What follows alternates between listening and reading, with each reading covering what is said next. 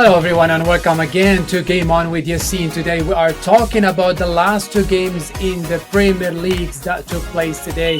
The game between Man United and Leicester City, and the other game between Fulham and Tottenham. Let's start with Man City. This game was, what can I say, was as expected from Man City side after gaining some momentum in the last few weeks or the last few games.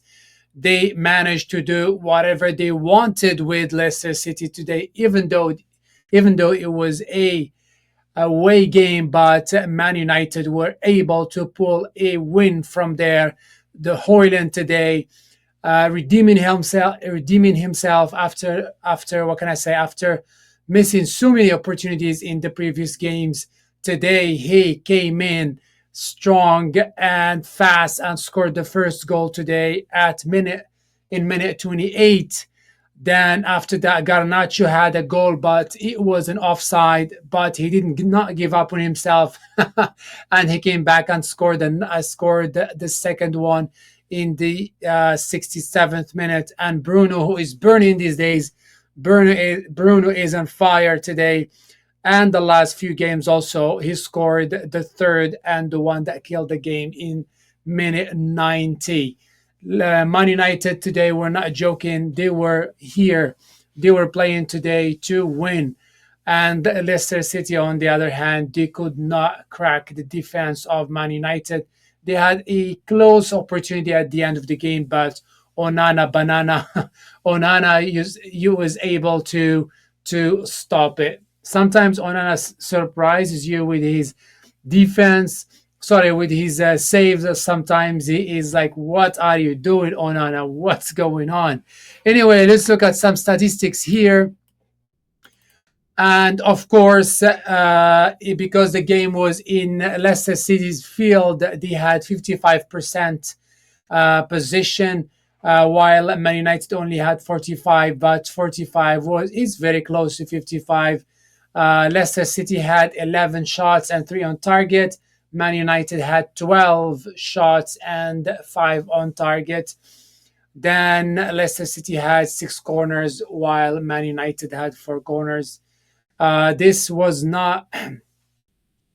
This is actually like I was really surprised on the focus and the mental awareness of of Leicester City, because they are in a very dangerous zone, which I don't think they are going to be able to pull themselves out of the last what can I say, in the last positions of the league, because they keep missing opportunities every weekend. If you keep doing like this, you're gonna find yourself in the same spot, and you're gonna find yourself um, in the championship. I thought they're going to fight harder today, because you think they should be motivated to, as I said, to stay in the Premier League, but for some reason they are not able to win any games. Sometimes you see like they play sometimes well, but they are not able to sustain anything, and that's why they ended up losing every single game in the last few games. Very, very bad situation for this team. We look at the table after we talk about Fulham and Tottenham, because after I did the review today for Arsenal and Liverpool game in the Carabao Cup, I said I will be talking about the table in the next reaction. Anyway, Fulham and Tottenham, I think I predicted that this game is going to end up with a draw, but that did not happen.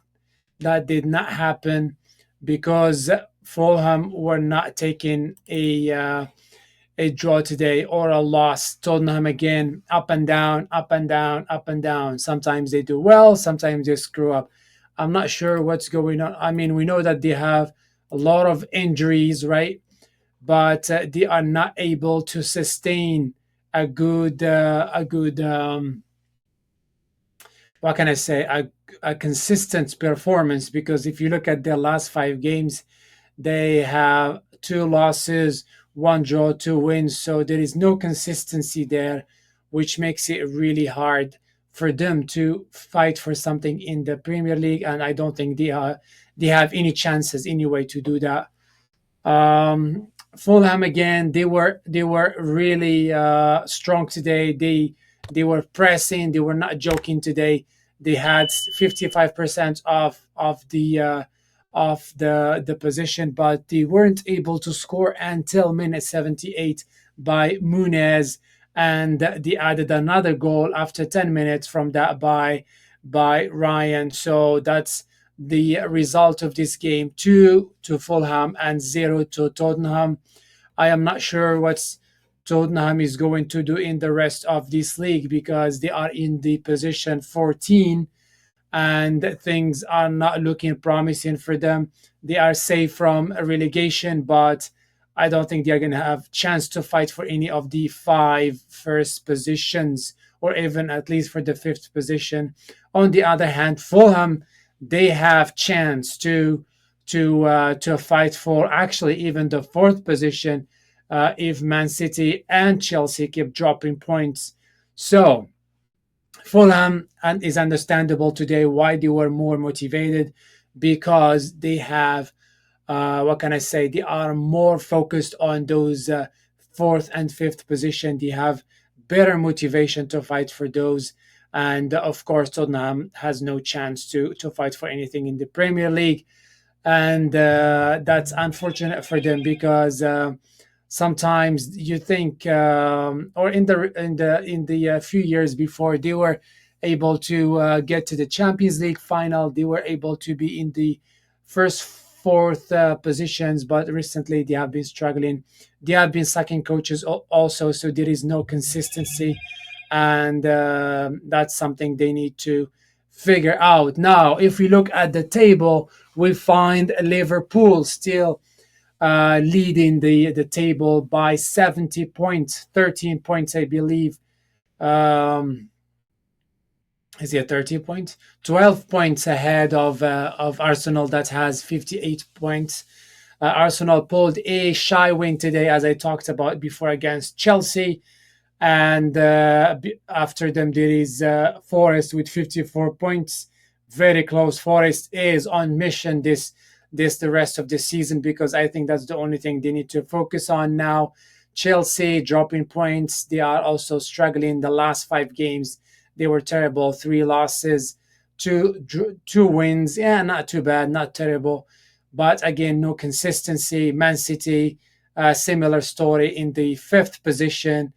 And if we look at the bottom, or actually, let's look at the again the teams that will give challenges or challenge to Chelsea and Man City. We have Newcastle, we have Brighton, we have Fulham, and Aston Villa, and we can maybe even add Bournemouth to them.